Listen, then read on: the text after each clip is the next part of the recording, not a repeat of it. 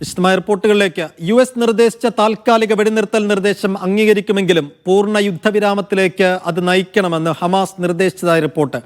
യുദ്ധം സമ്പൂർണ്ണമായി അവസാനിപ്പിക്കുമെന്നതിൽ ഉറപ്പ് ലഭിക്കണമെന്നാണ് ഹമാസിന്റെ നിലപാട്. വെടിനിർത്തൽ നിർദ്ദേശത്തിൽ ഹമാസിന്റെ മറുപടി 24 മണിക്കൂറിനകം ലഭിക്കണമെന്ന് US പ്രസിഡന്റ് ഡൊണാൾഡ് ട്രംപ് ആവശ്യപ്പെട്ടിരുന്നു. 60 ദിവസത്തെ വെടിനിർത്തൽ നിർദ്ദേശമാണ് അമേരിക്ക മുന്നോട്ട് വെച്ചത്. ഇസ്രായേൽ സുരക്ഷാ മന്ത്രിസഭാ യോഗം നാളെ ചേരും. ചർച്ചകൾക്കിടയിലും ഗസയിൽ ഇസ്രായേൽ കുട്ടക്കുരുതി തുടരുകയാണ്. ഇന്ന് മാത്രം 24 പേരെ കൊലപ്പെടുത്തി. ഹമാസിന്റെ പ്രത്യാക്രമണത്തിൽ 2 ഇസ്രായേൽ സൈനികരും കൊല്ലപ്പെട്ടു. MCA നാസർ വിശദാംശങ്ങൾ നൽകും ദുബൈയിൽ നിന്ന്. MCA, 24 മണിക്കൂറിനകം ഹമാസിന്റെ മറുപടി ലഭിക്കണം എന്നത് ട്രംപിന്റെ ഒരു അന്ത്യശാസനം പോലെയുള്ള മുന്നറിയിപ്പാണ്.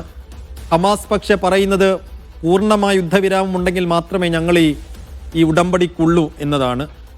ആ ഹമാസിന്റെ നിലപാട് അമേരിക്കയും ഇസ്രായേലിനെയും അറിയിച്ചിട്ടുണ്ടോ?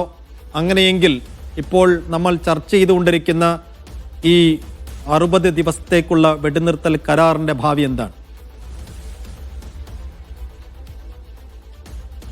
സൈഫുദ്ദീൻ, ഏറെക്കുറെ ലഭ്യമാവുന്ന റിപ്പോർട്ടുകൾ പ്രകാരം ചർച്ച പൂർണ്ണതയിലേക്ക് നീങ്ങുകയാണ്. പ്രധാനമായിട്ടും തുർക്കിയിലെ ഇസ്തംബൂൾ കൂടി ഈ ചർച്ചയുടെ ഒരു കേന്ദ്രമായി മാറിയിട്ടുണ്ട്.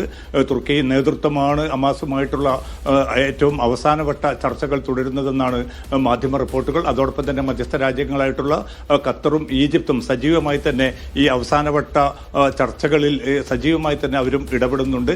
ഏതായാലും മറ്റന്നാളാണ്, നാളെ ഇസ്രായേൽ പ്രധാനമന്ത്രി ബെന്യാമിൻ നെതന്യാഹു അമേരിക്കയിലേക്ക് തിരിക്കും. മറ്റന്നാളാണ് വൈറ്റ് ഹൗസിൽ ട്രംപും നെതന്യാഹുവും തമ്മിലുള്ള കൂടിക്കാഴ്ച നടക്കുക.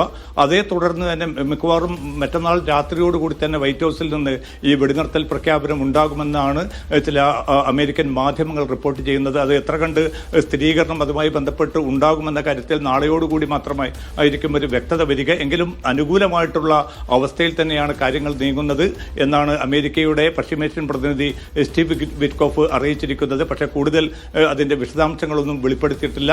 ഏതായാലും നേരത്തെ അമേരിക്ക മുന്നോട്ട് വെച്ച 2 മാസത്തെ വെടിനിർത്തൽ കാലയളവ്, ആ വെടിനിർത്തൽ കാലയളവിനുള്ളിൽ ഒരു പൂർണ്ണമായിട്ടുള്ള യുദ്ധവിരാമത്തിന് ശക്തമായിട്ടുള്ള നീക്കങ്ങൾ നടത്താമെന്ന് ഈജിപ്തും ഖത്തറും അതോടൊപ്പം തന്നെ തുർക്കിയും ഹമാസ് നേതൃത്വത്തിന് ഉറപ്പ് നൽകിയതായിട്ടുള്ള സൂചനകൾ വന്നുകൊണ്ടിരിക്കുന്നുണ്ട്. ഏതായാലും ഇന്ന് രാത്രിയോടുകൂടി ഔദ്യോഗികമായി തന്നെ ഹമാസ് നേതൃത്വം തങ്ങളുടെ നിലപാട് മധ്യസ്ഥ രാജ്യങ്ങളെ അറിയിക്കുമെന്നാണ് നമുക്ക് ലഭ്യമാവുന്ന റിപ്പോർട്ടുകൾ. എന്തായാലും ഈ വെടിനിർത്തൽ നിർദ്ദേശം അത് പൂർണ്ണമായിട്ടും നിരാകരിക്കേണ്ടതില്ല. വെടിനിർത്തൽ നിർദ്ദേശവുമായിട്ട് മുന്നോട്ട് പോകും.